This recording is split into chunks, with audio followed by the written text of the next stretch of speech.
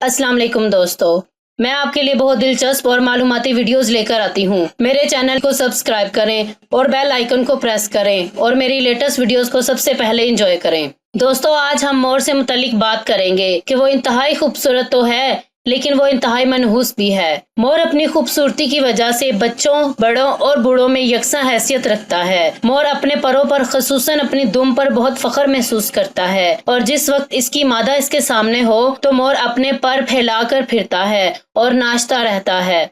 अब मैं आपको एक ऐसी बात बताऊंगी जिसे सुनकर आप सब हैरान रह जाएंगे। वो ये है कि जब खिज़ां का मौसम आता है, दरख्तों के पत्ते झड़ जाते हैं, तो इसी मौसम में मोर के पर भी झड़ जाते हैं। जूं जूं दरख्तों पर नए पत्ते आना शुरू होते हैं, मोर के पर भी निकलने लगते हैं। मादा मोर 3 साल की उम्र में ही अंडे देने शुरू कर देती है और पूरे साल में सिर्फ एक बार ही अंडे देती है। जब मोरनी अपने अंडों पर बैठती है तो मोर इसके साथ इटखेलियां करना शुरू करता है। इसी वजह से अंडे टूट जाते हैं। सिर्फ इसी वजह से पालतू मोरनी के अंडों को मुर्गी के नीचे रखा जाता है, लेकिन मुर्गी मोरनी के सिर्फ 2 ही अंडे अपने नीचे रखती है। मुर्गी सिर्फ 30 दिन के अंदर अंदर मोरनी के अंडों से बच्चे निकाल देती है। मोर खूबसूरत होने के साथ साथ मनहूस भी होता है। इसकी वजह ये है कि मोर ही वो वाहिद परिंदा है जो इब्लिस के जन्नत में दाखिल होने और हजरत आदम अलैहिस्सलाम के जन्नत से बाहर निकाले जाने का सबब बना था। इसीलिए इसे घरों में पालने से मना फरमाया है। दोस्तों, अब आपको एक बात बताती हूँ जिसको सुनने के बाद आप भी ये कहने पर मजबूर हो जाएंगे कि ये बात सही है। जब हजरत आदम अलैहिस्सलाम ने अंगूर की बेलें लगाई तो इनके पास इब्लिस आया और इसने अंगूर की बेलों पर मोर को ज़िबा कर दिया। अंगूर की बेलों ने मोर के खून को जज़ब कर लिया। फिर जब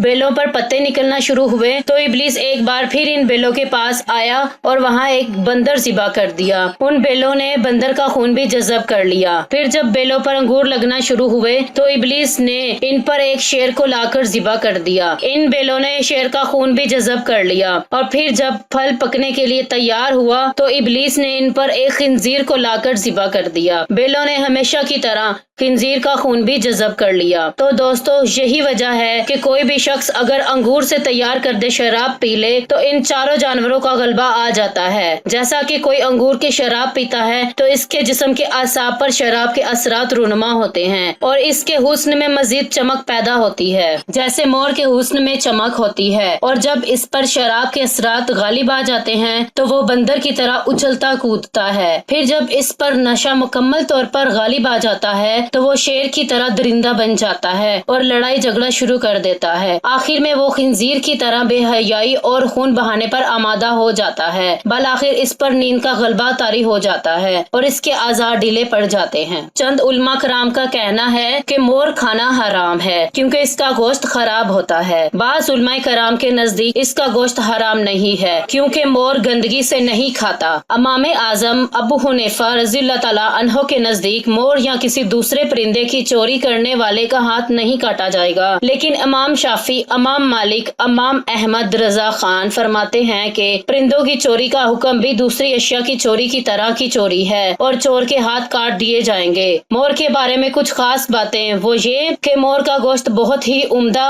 और मैदे के लिए मुफीद होता है। मोर का गोश्त गर्म मिजाज वालों के लिए बहुत फायदेमंद है। इब्ने ज़हर ने मोर के बारे में लिखा है कि मोर जब किसी जहर आलूद खाने को देख लेता है तो इसकी खुशबू को सूंघकर बहुत खुश होता है। मोर का पित्ता अगर किसी ऐसे शख्स को पिला दिया जाए जिसे किसी जहरीली चीज ने काट लिया हो तो इस जहर का असर जाता रहता है। जबकि हुक्मा कहते हैं कि जब कोई शख्स मोर का पित्ता पी ले तो वो पागल हो जाएगा। अगर मोर के फुजले को किसी शख्स के मसूड़ों पर मल दिया जाए तो इसके सारे के सारे दांत गिर जाते हैं। अगर मोर की हड्डी को जिल्द की छाइयों पर लगाया जाए तो अल्लाह के हुक्म से वो छाइयाँ जल्द ही खत्म हो जाएंगी। मोर को ख्वाब में देखना गुरूर, तकब्बुर और दुश्मन के सामने झुकना है। अगर आपको मेरी ये वीडियो पसंद आई है तो मेरी वीडियो को लाइक और शेयर करें और कमेंट्स में अपनी राय जरूर दें। आपकी मोहब्बत का बहुत बहुत शुक्रिया। मिलते हैं अगली वीडियो के साथ, तब तक के लिए अल्लाह हाफिज।